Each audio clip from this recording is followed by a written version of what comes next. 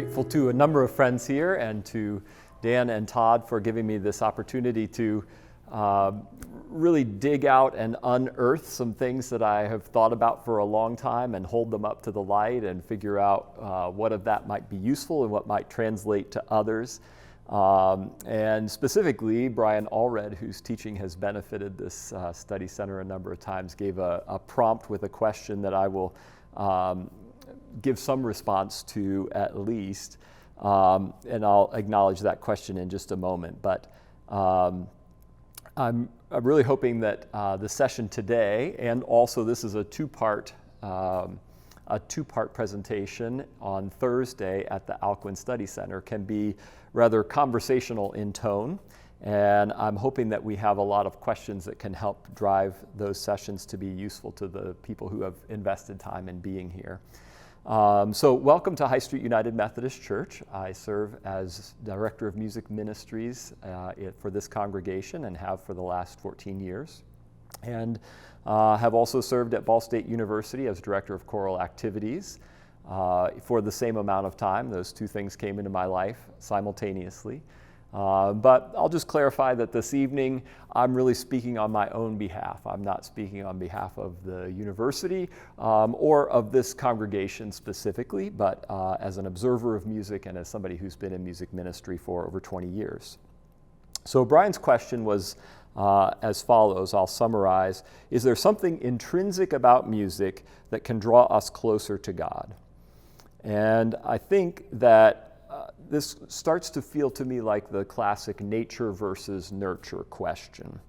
So is there something in the nature of music, or is it the way music nurtures us that really draws us closer to God or is used within societies in order to do that? So my first blush response to that question is yes and no. As we know from the science, nature and nurture both play significant roles in the development of humans. So first, talking on the side of nature, recent researches begin to show in great detail how the human brain reacts to music. This is through MRIs and a number of other emerging technologies. And so among a variety of stimuli, what we see is that multiple areas of the brain react strongly with activity when they encounter music. Music engages the limbic system, which in my very limited understanding, I am a doctor, but not that kind of doctor. The limbic system is related to emotion and drive, and music engages that in a very strong way. We have some research that shows likewise that musical memory includes storage in multiple parts of the brain, and that's somewhat unusual in the way that memories are stored. And so that includes for music storage in some of the most ancient or central parts of the brain, such as the hippocampus, which serves the function within the brain of consolidating different types of memories and giving the full brain access to where different things are stored. But music is fairly central in that. And then when we shift from just listening to music to actively participating in music, we also see that the brain is more likely to engage both the left and the right hemisphere in ways that few other activities do. And so in doing that, it strengthens the corpus callosum, which has the role of coordinating activity between the left and the right side of the brain. The one more oriented towards math and logic, and the other more oriented towards language and creativity. So once that coordination is strengthened and activated, the brain can more efficiently and more effectively process complex information that draws on many types of knowledge or requires complex interprocessing. So one analogy that strikes me here is if you think of your brain as a house, in many ways the brain functions like a small house that has rigid walls and doors that cordon off lots of small rooms. And what music does is kind of remodels your home into more of an open floor plan, where you can easily flow from the kitchen to the living room to the bedroom to various areas of the house. And so that impacts us in some positive ways. So Should we require musical activity for all young people? Obviously, as a teacher of music, I think the answer is obviously yes. And I would specifically say that where our public schools are not doing that, the church has a role specifically in fulfilling that as a societal good and for the upbringing of young people within the traditions of the church for their own benefit in many ways. But that's not really the topic of discussion for this evening. So rather, I think we may ask how music and musical activity may lead to human flourishing within the church, something that Alcuin Study Center brings out quite a lot within the church and also society. So I would use the term church broadly to reflect all of Christendom. So at this point, I'll share a bit of my background. My family moved several times while I was growing up, so I experienced several different Protestant denominations along the way. And as an adult, my pattern of moving around and specifically serving as a professional church musician for the last 20-some years means that I have moved around quite a bit and served a number of denominations. And so, unlike most pastors, that service means that it has been wherever I've been called in different parts of Christian congregations and numerous variety. So I've rarely had the privilege as an adult of choosing a congregation for my family, but we've been guided to various places by a call. And so often I refer to that as my checkered denominational past. And so I'll lay that out for you here in full disclosure. I have served an Episcopal church, a Swedish Baptist church, Presbyterians, both PCA and PCUSA denominations, an ELCA Lutheran church, a Friends or a Quaker church, and a United Methodist church. And for a year, while I was working on my dissertation, researching a Catholic composer, I spent a lot of time in Catholic churches as well. So if you add all of those up and start to do the math, what you'll find is that I've actually, in a number of instances, served two different congregations, two different denominations at the same time, particularly as I was working my way through grad school with a family.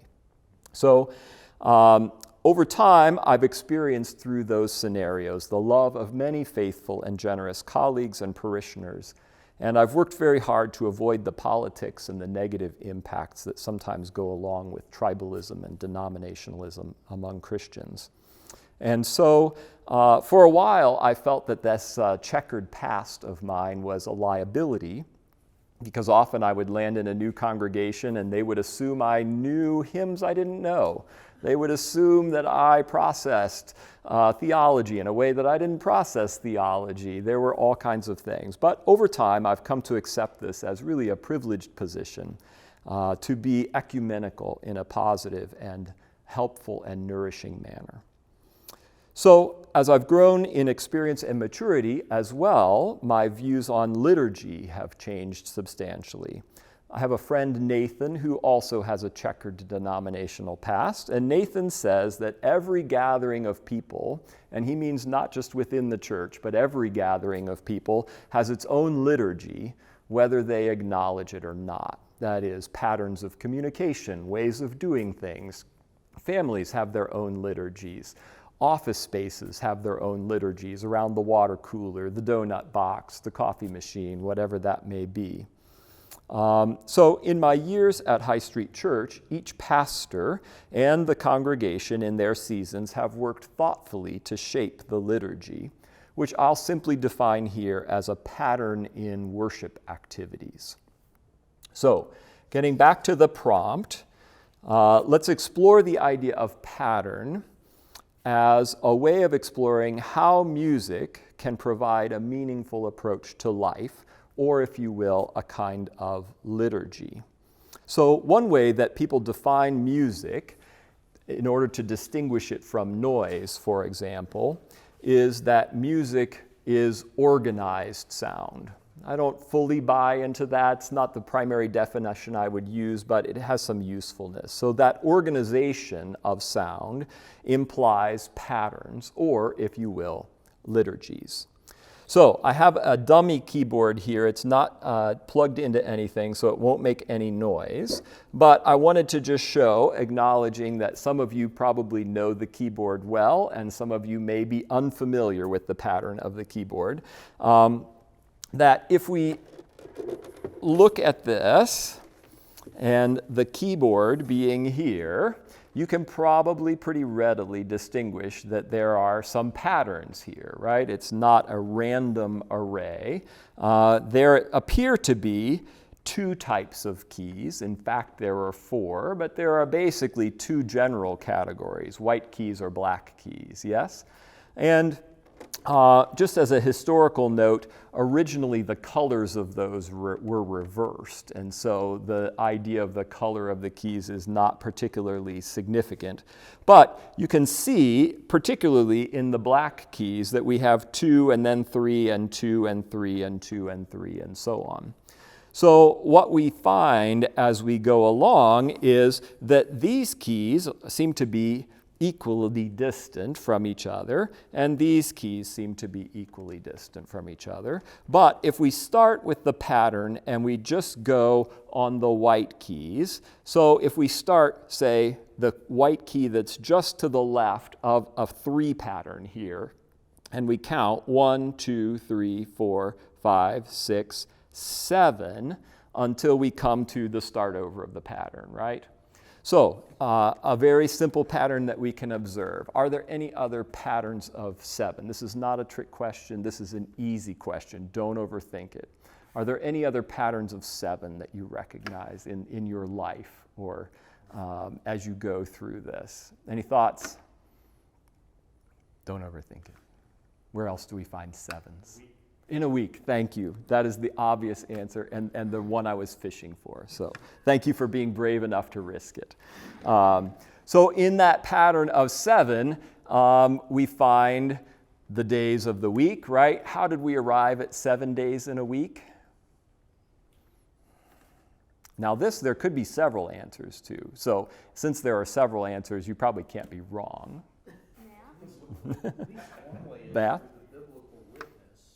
Through the biblical witness. 7 days, the Sabbath day was every 7th day. Exactly, yes. And we find, as we often do, or as I often do, that these patterns that we find in the Bible are echoed in nature. And that's really the case that I'm about to make for music. So the case for echoing that in nature would be the quarters of a moon, right? And so going from a new moon to, I won't use the moon terminology, to where we see half of it is 7 days, right? And then we get another 7 days to go from half to full and so on. And so in that way, we've organized days into weeks on a variety of ways. And then we have a pattern where we organize weeks into months, right? So how many weeks are in a month?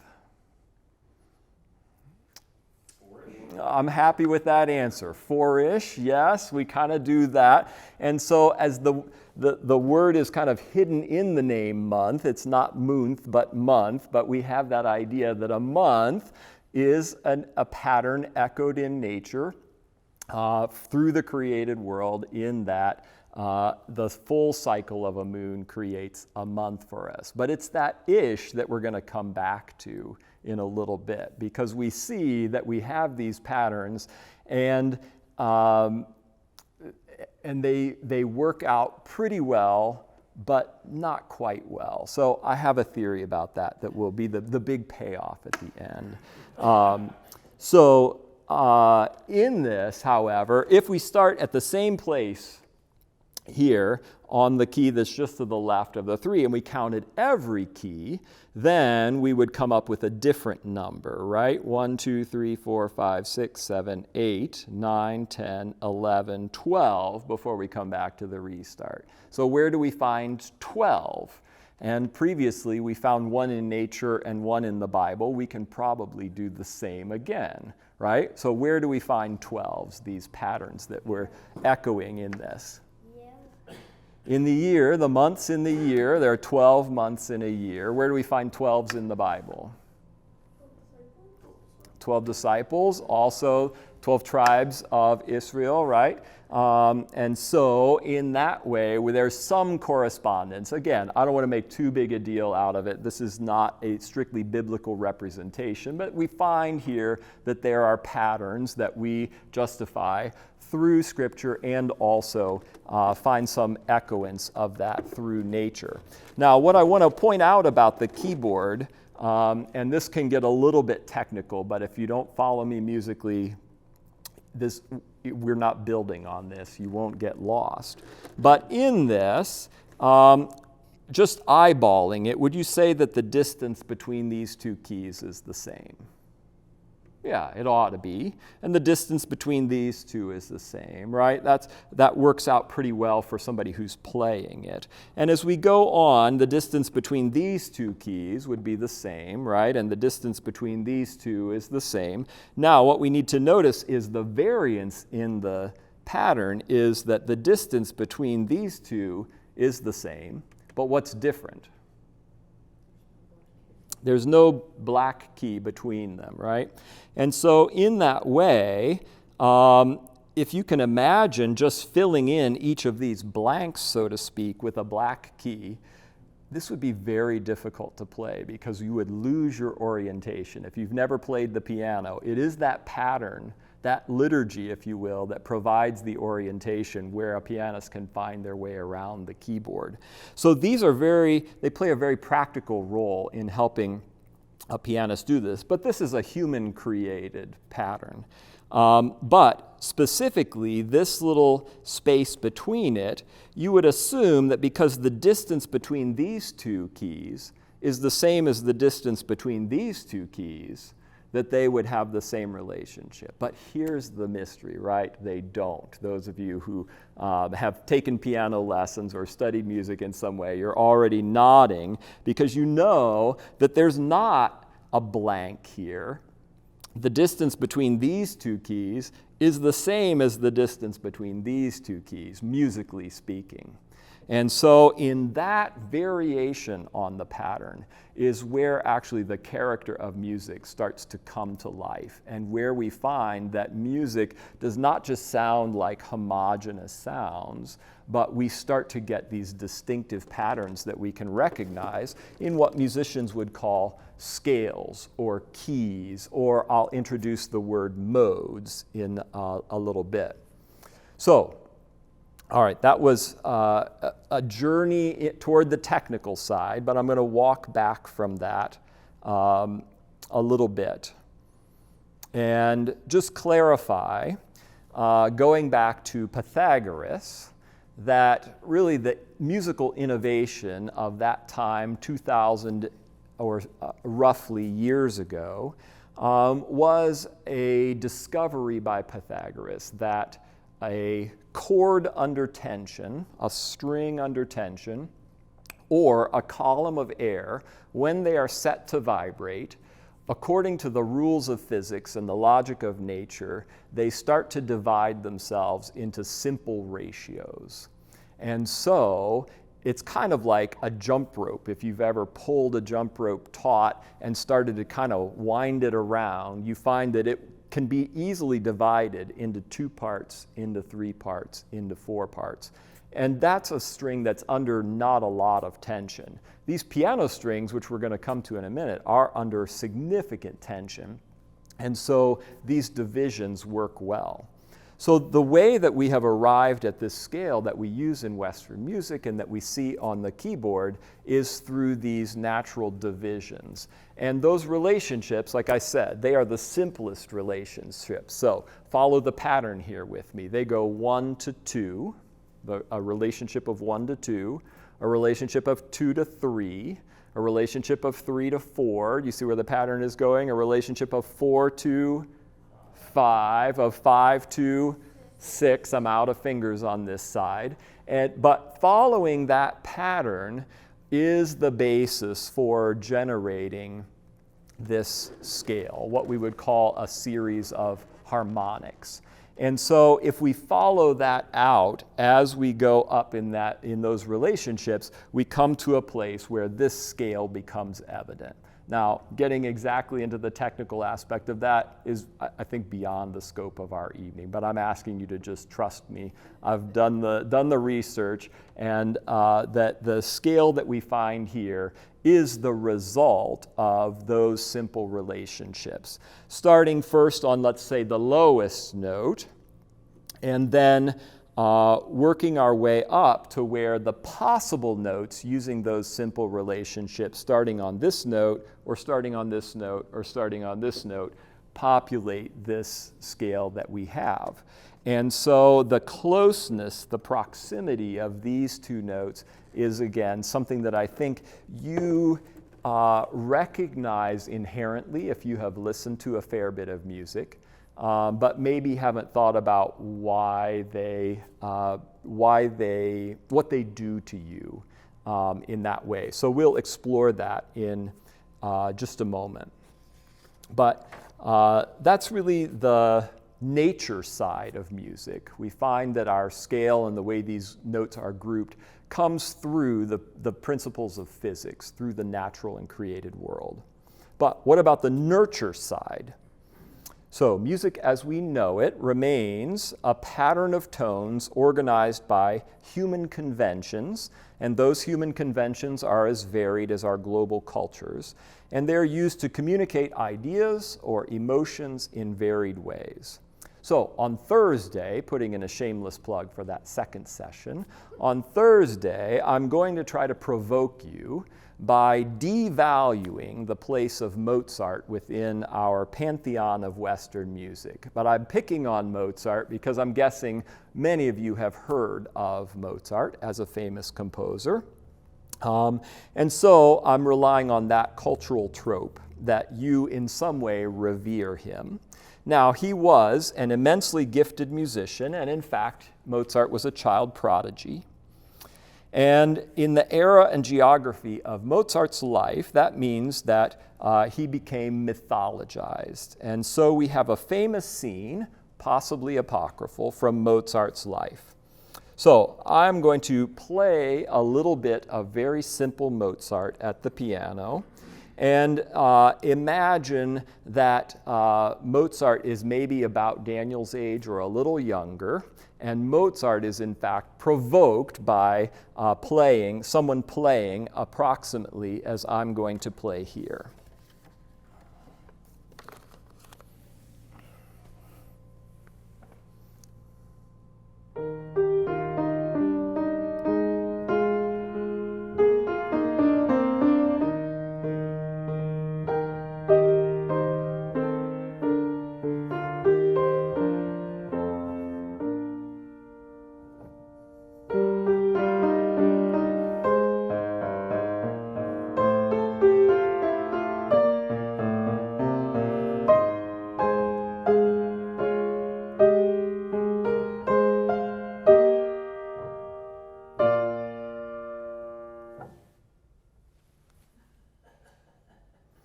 And so Mozart, being provoked by this, in the story, flies out of his seat and comes over to do what?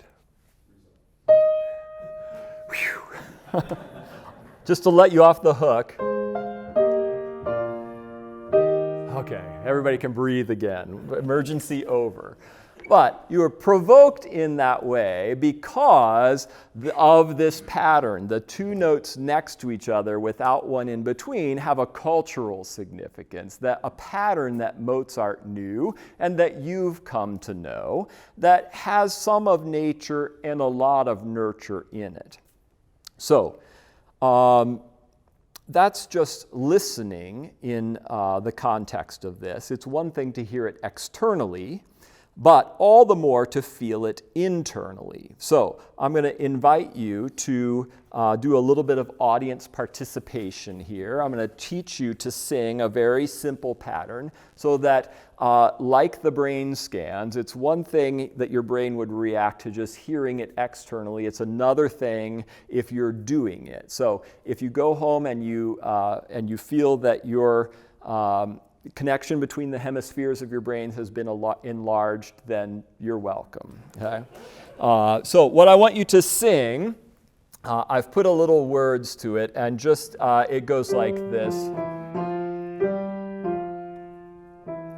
So you're going to sing in this way. Let me check my note and make sure that I'm doing what I intended to do here.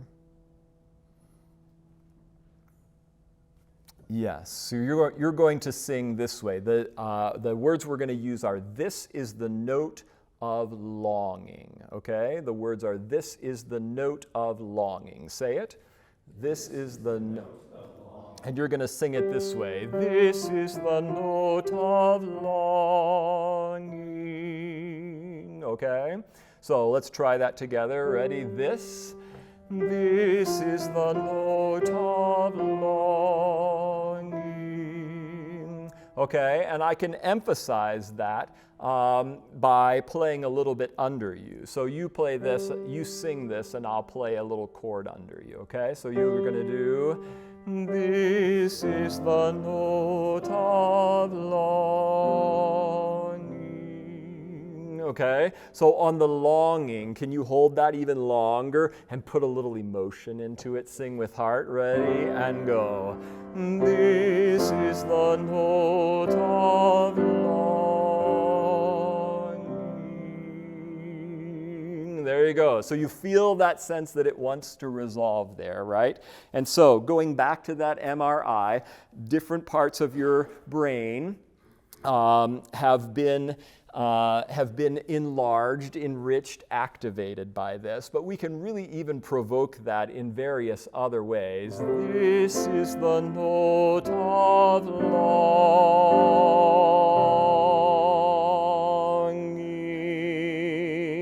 Try it with me. Ready? And go. This is the note of longing.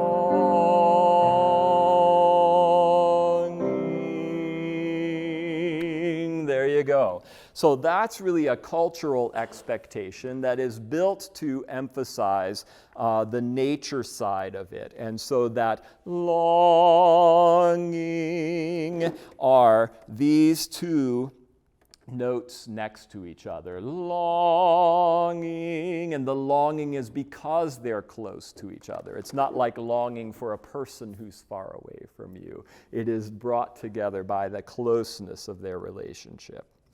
Okay, so notes in combination then can elicit mood or emotion, thoughts, and the manner in which thoughts, music as language, emotion is probably, again, beyond the scope of our session. But I do want to alert you, and maybe even alarm you, that in recent trends of musical culture, they have employed a more and more limited range of options. And so this is the prescriptive part of my presentation. What would Andrew want us to do about this? So I'm going to get there through telling a story. So I like to tell stories in my household. I'll tell you a story. And like all stories, it says, once upon a time, especially in the church, we might have heard music of many spices. So the analogy I'm drawing here is the spice cupboard. And Jess here you can be my editor and expert, because I know that you are an excellent cook. They have a wonderful way with spices. Musical paprika, cardamom, cumin, rosemary, anise, mint, all of these were in the church's cupboard for music. However, just like your table and mine, we don't array those spices. In fact, we probably have there salt and pepper. And so, salt and pepper, musically speaking, came to dominate around the 1600s of Western music history. Now, in much of the music that we hear casually, just like my table at home, almost nobody reaches for the pepper. They just go for the salt. And that seems to be the flavoring that starts to dominate everything. And we know from our health physicians, right, that too much salt has other implications. So Jesus calls us to be the salt of the earth, yes? So gourmet. I think that's where the analogy starts to fall apart. So that's not the direction that I'm going. I love the analogy of the salt of the earth, but we know that in the biblical sense, salt fulfills a variety of important functions. At the moment, I'm only talking about flavoring. So my wife, who is a chef, tells me that the salt is there to highlight and to accentuate the other flavors of the food and not to dominate them. Now, we had an experience with this when we were newlywed. She decided we were going to have chipped beef. I did not know anything about chipped beef, but we got a package of it and cooked it and pretty much turned our mouths inside out. It was only salt. It turns out that when you buy chipped beef in a package, you have to like boil away most of the salt, and we did not do that. We just ate it, and we lived to tell the tale. But it was disgusting. So, American music in general, including music in the churches, seems to be, to me, drowning with salt and every once in a while a dash of pepper. But I'm going to advocate for us to reopen a richer spice cabinet.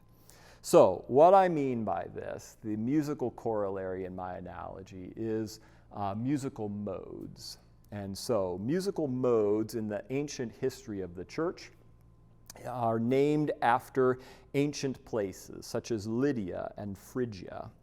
And they invoked these scales, and one way to think about it is that they used only these white notes of the scale, but depending on which note you decided to call home, the placement of these two crucial half steps, these kissing cousins, so to speak, moves around within that, and that brings out different flavors within the music. And so that has historically been the purview of music of the church. In fact, many textbooks would call them the ancient church modes. Now we find them most actively used in jazz music. Jazz musicians know their modal scales, and church musicians tend not to. But I think we can open up something that is useful to our human flourishing by consuming music that has a more broader palette of flavors. So, to experience this, I'm going to rely on a tune that I'm guessing that you know. We hear it often at Christmas time. What child is this? Okay? So I'm going to start the phrase, and then I'm going to gesture and ask you to finish the phrase. Okay? So if I sing, "What child is this?" Yeah, there's kind of a little uncertainty there. Why don't we start at the beginning? And I'm just going to tell you, you can't be right, which means you can't be wrong. So, what child? What child is this who lay to... Okay, so it's that upper neighbor note that feels a little fuzzy. So our United Methodist hymnal, like most hymnals, plays the tune like this.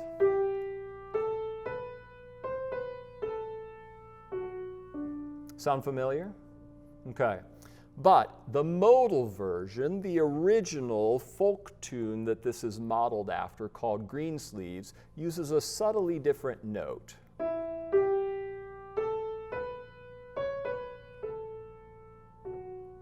Do you notice that different note at the top? Kind of wink when you hear that. Yeah. So I'm going to play a reharmonized version of this that would use the original mode. It's called Dorian mode. And every time you hear something that provokes you, would you raise your hand? And I won't look. This is not there's no right or wrong answer. But just so you kind of think about where those things are that feel a little spicy, okay? So practice, everybody raise your hand. Yeah, that's all it takes. Yeah, I heard something spicy, okay? So this is reharmonized from the Methodist hymnal.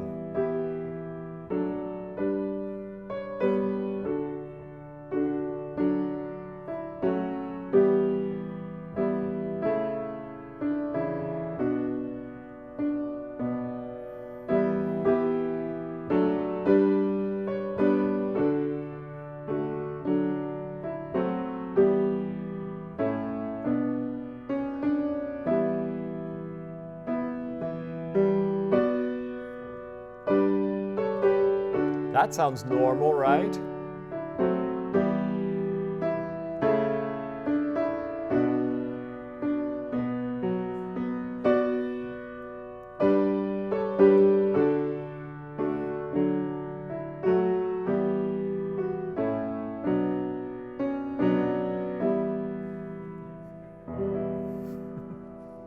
Yeah. So there is interest in variety there, but if that causes you to feel a little unsettled, that's okay. This is where the direction that I am aiming to provoke you. Now that's a familiar tune. There's another tune in the Methodist hymnal that more closely resembles this modal character that I'm advocating for. The text is from the 15th century Latin, and it is translated as, "O love, how deep, how broad, how high." And this tune is an English melody. And so, in a similar way, I'm just going to invite you to give a signal when you hear something that feels like, that was interesting, okay? So this is the home key where we're going to start and end on this chord. And the tune by itself sounds like this.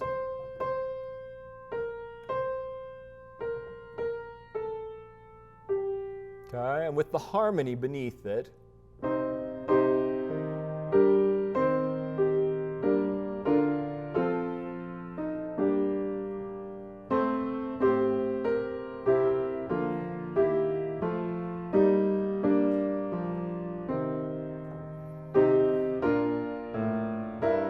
Whoops, that's my fault. You can raise your hand there. That's just an error. Yeah, here we go. Back on track.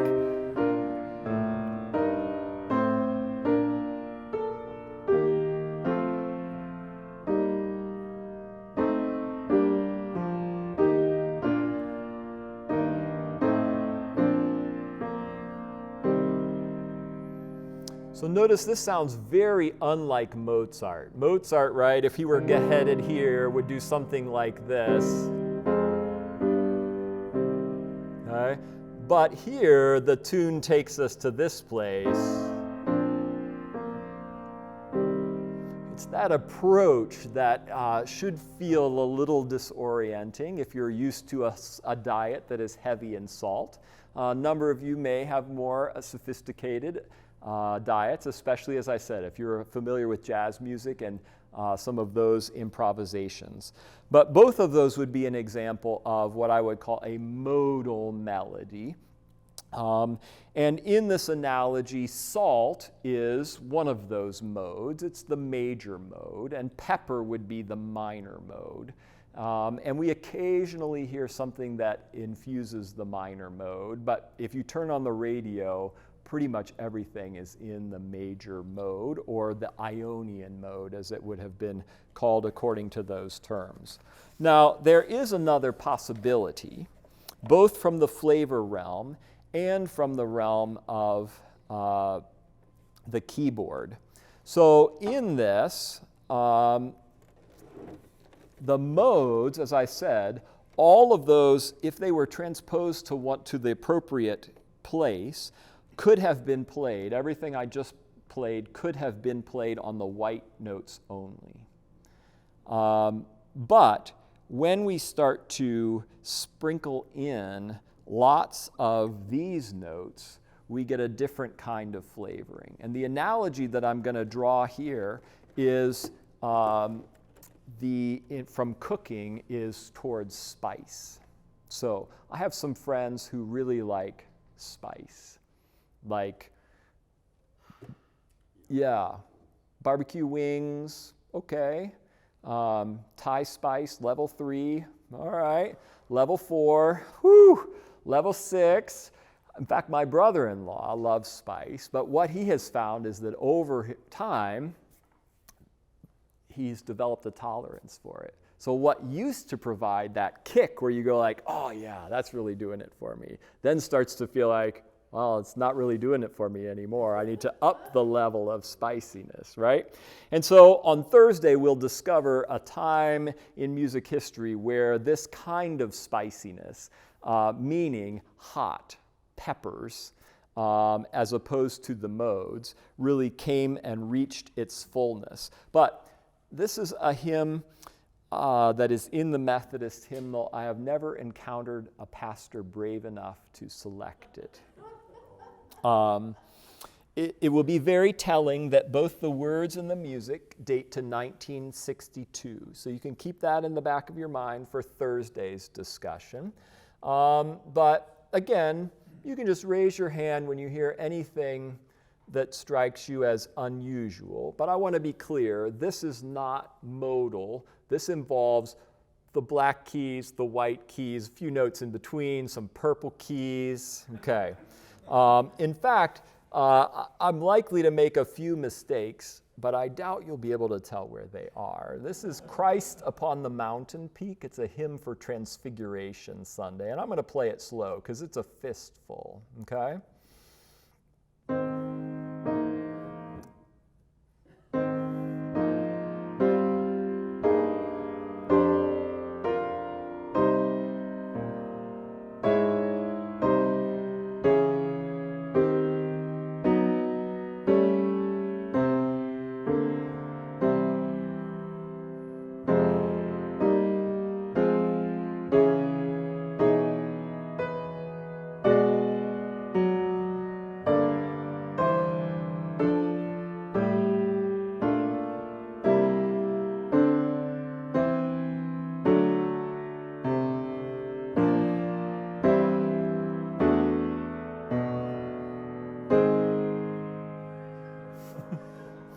So if this is our arrival point, right, and we were thinking of how would Mozart get to this arrival point, we might probably get here.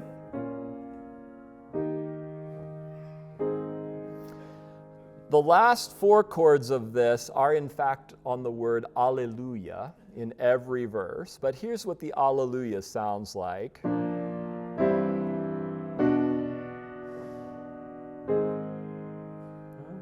So that's not a modal example. That is high heat, lots of peppers in that. But in particular, this chord, I didn't see a lot of hands go up, but this is the one that really makes me stand out as, yeah, that's a chord for a hymn, okay?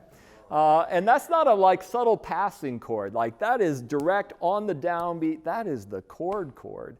So at any rate, we can talk a little bit about that path of music history on Thursday, but I'm being clear, there's a lot of interest here, but I'm not necessarily advocating that's not necessarily the path that I'm advocating for. Okay, so the last thing that I want to do is kind of an extended analogy of a different sort, and it relates to my second career. This is my third career, my second career as a piano tuner and technician.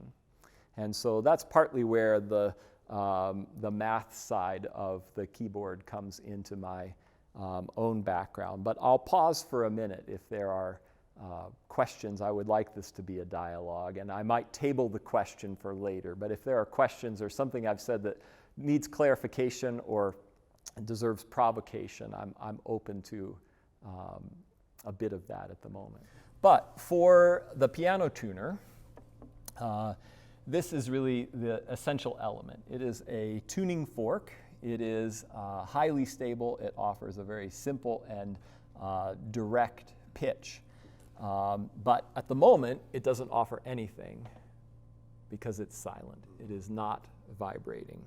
But the analogy that I'm going to draw is that this can represent Christ in relationship to the rest of the piano, the created world. And so if we set this vibrating, in the beginning was the Word, and the Word was God, then you can hear a little, but you probably cannot. Okay? So it is producing its desired pitch that is stable and simple and pure and perfect, and that's its role, but it is not very loud in that regard. And so it needs, if you follow the analogy, the created world, the body of Christ. And so in that way, we can amplify that tone. So the vibrations then go from the fork through the bridge into the soundboard, which then amplifies the tone. And in fact, if I don't trip over the cord and can access the pedal here, we can really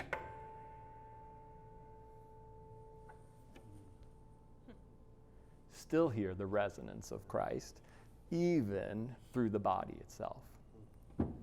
So in terms of tuning the piano, this is the outside resonance.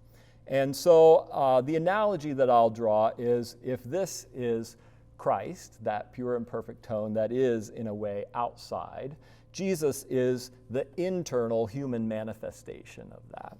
And so that is this note. We want this pitch to match this note. So at the moment, it's matching pretty closely. Again, this is not a lesson in how to tune a piano. You will not get a merit badge or any other certification to do that on the way out. But I think the process can be interesting. So if you look at the piano, and you'll see that under here there's a hammer that sets the strings to vibrate. Through most of the piano, you see the pattern, they're grouped in threes, yes? And so each hammer strikes 3 strings at a time, and I'll explain that with a scriptural analogy in a moment. But what we want to do in order to start tuning the piano is to put everything in relation to Christ in that way. And oddly enough, we don't do it by simply playing that note and matching it to that note. Rather, what we do is we put it all in a right relationship to Christ in that way. What we're going to actually do is set this resonating and play this note, which is, this is an A, this is an F, a 10th below it. And in that, we can start to hear the relationship between the notes. Now, if the relationship between this note and this note becomes the same as the relationship between this note and this note, then the relationship between this note and this note should be correct, yes? So in fact, we're sort of triangulating the source of this by playing them in relation. But this is just a wrench that goes on these pitches, and it adjusts the tension of the strings. So part of the analogy is just to recognize that coming into tune with Christ and living that life is a process that only happens under tension. No tension, no tuning. All right? So what I want you to hear, just as the basic process, is if I adjust the tension, in this particular case, there are 2 strings tuned to the same pitch. But if I start to adjust the tension on one of them, they get unsynced. What you'll hear is the difference in the number of oscillations that it has, and you'll hear this wah, wah, wah kind of sound, okay? So if I play that, you start to hear wah,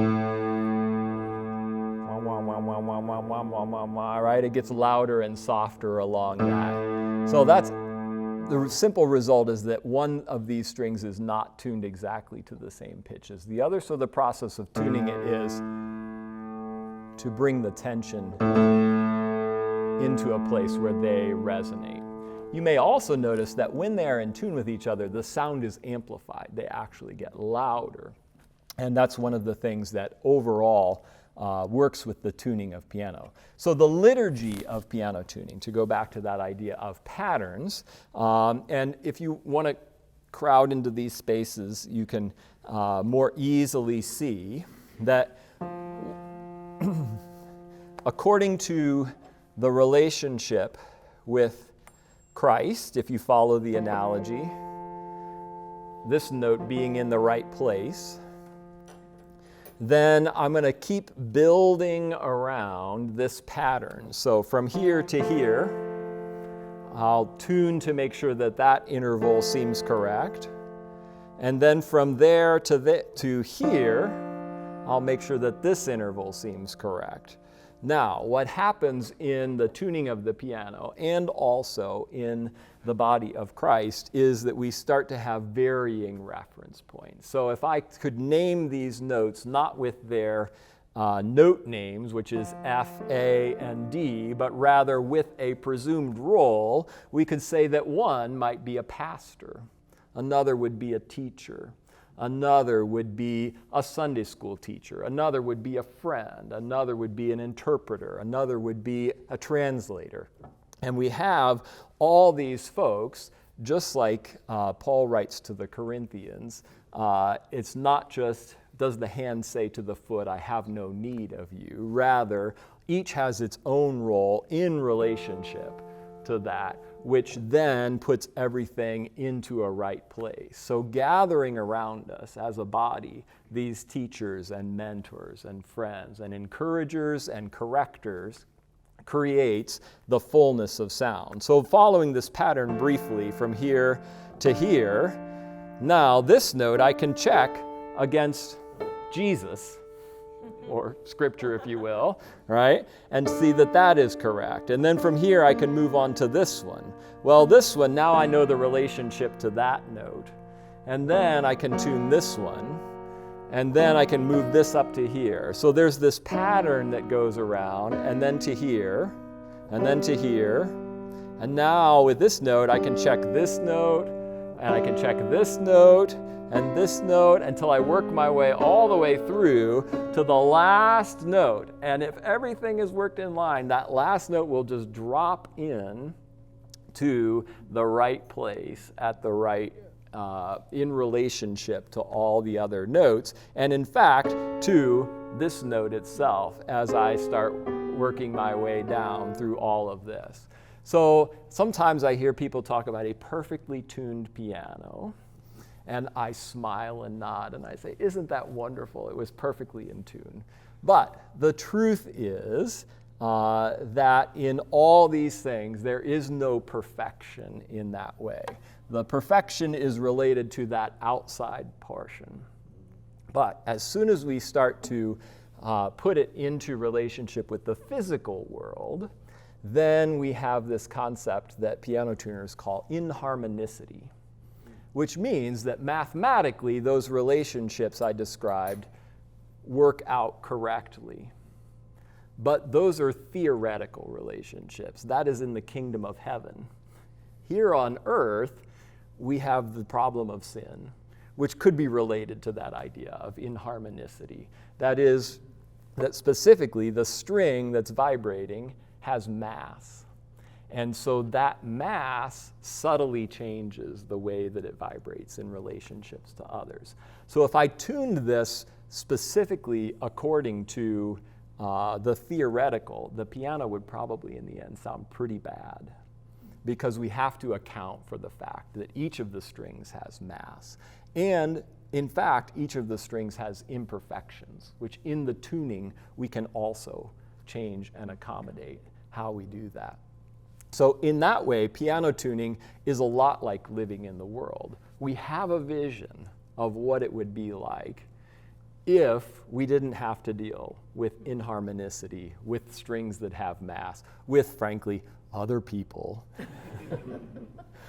But it is in being with those other people that all of it comes into relationship. And what we find then is that the perfect tuning, or the best possible tuning, is one that when these strings vibrate in relation to each other and we continue that all the way out to the edges of the keyboard, that in fact, some of these waste parts of the piano, if you come around and look here, the part of the piano that rings when I play this note, it starts here and it ends here. But look, we have all these waste parts. If we get the piano in tune, even the waste parts start to resonate in a way that makes the piano sound both mellifluous and louder, more resonant. And so in that way, I think we have to be conscious of what are the things that we consider to be the waste parts. But if we start to put everything in its proper relationship, to be tuned in that way, then even the parts of the scale that seem to be unuseful actually start to show their worth and resonate in proper proportion as well.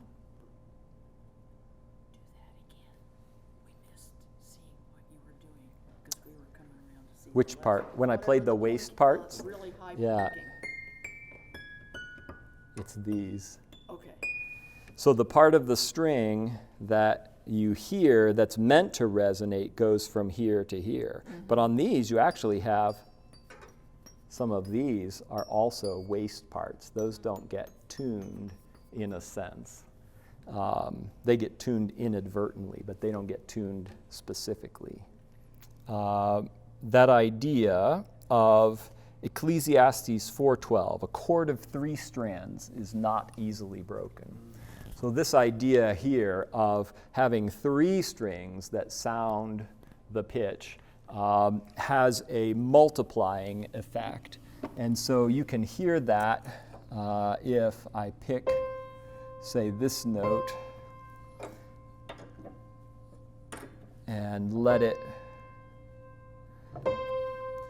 go out of tune this way.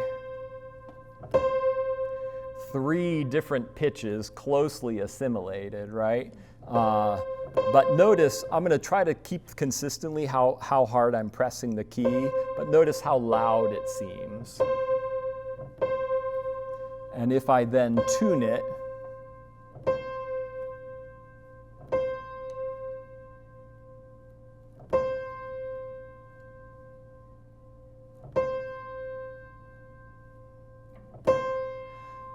it seems louder, but that's only 2 of the 3 strings, right? I've still got this one that I muted out because it's still out of tune. If I bring that 3rd string into tune,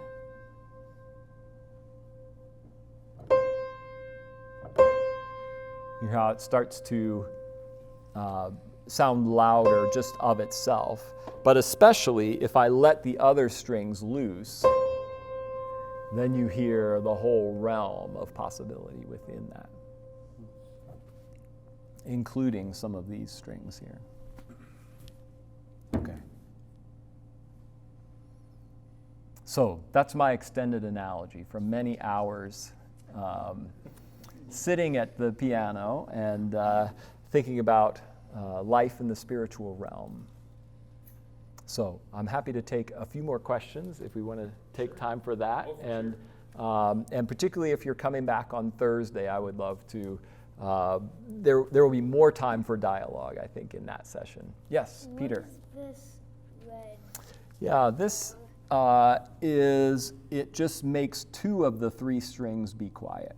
Because with my tool, I can only turn 1 pin at a time. I can only tune 1 string at a time. So as you heard, it's hard to tune it if the other strings are chattering. It's kind of like if you had 2 brothers who were both standing on either side of you and they were yelling at you, you would find it distracting to do your work, right? Yeah. So this just tells the 2 brothers to be quiet for right now. And then eventually they get to have their say again. And then how does that tuning fork work? Yeah, it's just set so that it will vibrate at a certain frequency because of the way that it's made. Though right now it's not vibrating, but if you hit it on something, then it will vibrate. Whoa. And those vibrations are sound, right? Yeah, and so that vibration then sets everything else around it vibrating. Does that mean that anything that's vibrating will make sound? Yes. Now, will it make a tone? So a tone would be something that's vibrating consistently at a certain pitch. So sound could be, right? But a tone is, because it keeps vibrating at the pitch, and that's what the tuning fork